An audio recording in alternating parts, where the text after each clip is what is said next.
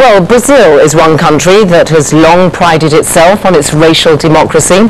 It was colonized 500 years ago by the Portuguese, and the former slave-owning society now has the world's second largest black population. But unlike, say, the United States, it's never had an organized civil rights movement. But racial politics in Brazil is on the rise, and as Steve Kingston reports from Sao Paulo, the flashpoint is the issue of higher education. Young Brazilians studying history and making it too. Named after a 17th century rebel slave leader, Zumbi dos Palmares is the first private university in Latin America to offer subsidized tuition for black students. For most of the class, it opens a door that would otherwise be shut. I come to this college because for me it's very important, okay, to have a degree in my life. This is my second college, right? And for black people here in Brazil, if we have a degree, okay, things can be much better. Of course, most of the students here would rather be here at Sao Paulo's prestigious public university, where tuition is free. But the entrance exam is highly competitive. Successful applicants tend to be privately schooled and therefore white.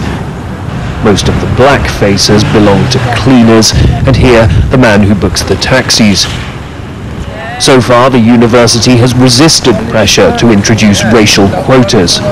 Nós temos mais ou menos 140 mil candidatos para 8.700 vagas. We have 140,000 applications for 9,000 places, and it's important that we send out a signal to young people that to come here they have to work hard. On the race issue, we think what's really needed is an improvement in the quality of basic education.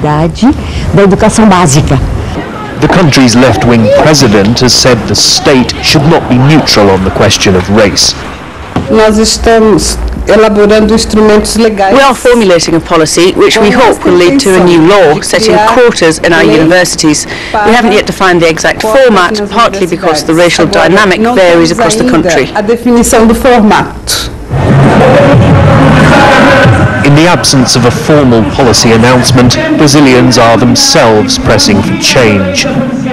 So far, these demonstrations have forced 4 public universities to introduce quotas. In this former slave-owning society, the talk is of a historic debt, and little by little, it's being settled. Steve Kingston, BBC News, Sao Paulo.